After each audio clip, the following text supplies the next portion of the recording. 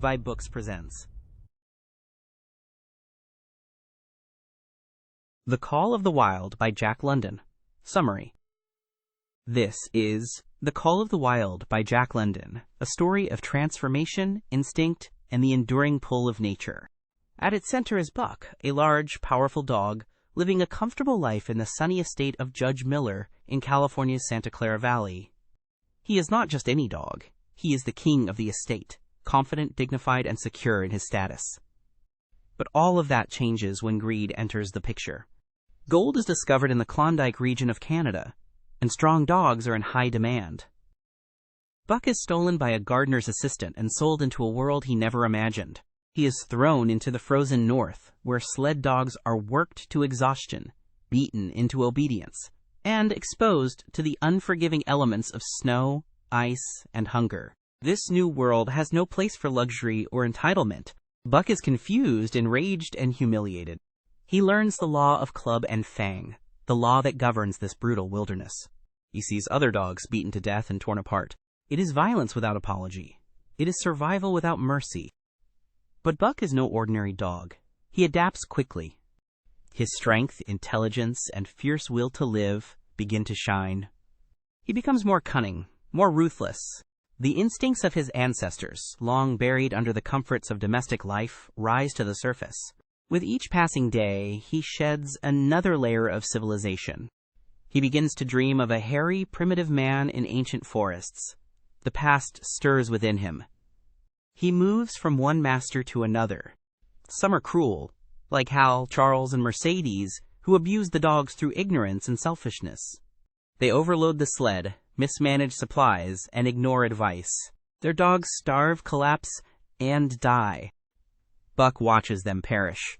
When Buck himself is finally too weak to continue, he is mercilessly beaten, until a man named John Thornton intervenes. Thornton is different. He is kind, brave, and understands animals deeply. He rescues Buck and nurses him back to health. For the first time since being stolen, Buck feels affection, trust, and loyalty. He would give his life for this man. And yet something deeper begins to stir inside him, something more ancient than love. As Buck thrives under Thornton's care, he also grows restless. The forest calls to him. He wanders for days, hunting, exploring, listening. He encounters a timber wolf and feels a strange kinship. He begins to run with the wild pack, but always returns to Thornton. There is a tension within him, a pull between the world of man and the world of the wild. That tension breaks when Thornton is killed by a group of Yeehaw Native Americans. Buck avenges him with brutal force, killing many of the attackers. But with Thornton gone, his last tie to humanity is severed. There is no reason to return. Buck vanishes into the forest and joins the wolves. He becomes one with the wilderness. Yet the legend of Buck lives on.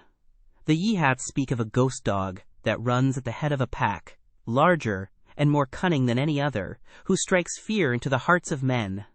He is no longer a pet, nor a sled dog. He is a spirit of the wild. The Call of the Wild is more than a tale about a dog. It is an allegory of human struggle, evolution, and identity. Buck represents the primitive self that sleeps within every living being. When the layers of comfort and society are stripped away, what remains is instinct, power, and an ancient code of survival. Jack London does not sentimentalize nature. The wilderness is not a gentle teacher. It is merciless and raw. But it is also pure, honest, and real. Buck does not become evil. He becomes true to his nature. Civilization had muted him. The wild awakens him. London's prose is clear and powerful. He writes with rhythm and energy, reflecting both the brutality and the beauty of the northern wilderness. His storytelling is emotionally resonant, packed with symbolism, and full of unspoken questions. What is freedom? What is belonging? What are we without the world we've built? Buck's journey mirrors the journey of all beings who are forced to confront the unknown. At first we resist. Then we adapt. Finally, we become something new, something more than we were. Buck's transformation is not just physical. It is spiritual. He does not lose himself. he finds his truest form. And yet, there is tragedy in this story. Thornton's death is more than personal loss. It symbolizes the failure of the human world to provide lasting connection. Buck loved, but that love was not enough to overcome the deeper call of the wild.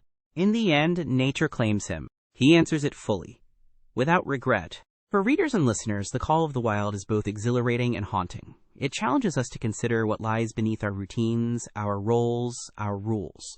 It suggests that there is something within us, something powerful and old, that might one day awaken. This novel has remained a classic, not because of its setting or action alone, but because of its honesty. Jack London understood that survival is not always cruel. Sometimes it is beautiful. He invites us into that frozen world, not to break us, but to remind us of what still beats in our hearts. The Call of the Wild is a story of loss and return, of love and instinct, of civilization and nature. It ends not with defeat, but with revelation.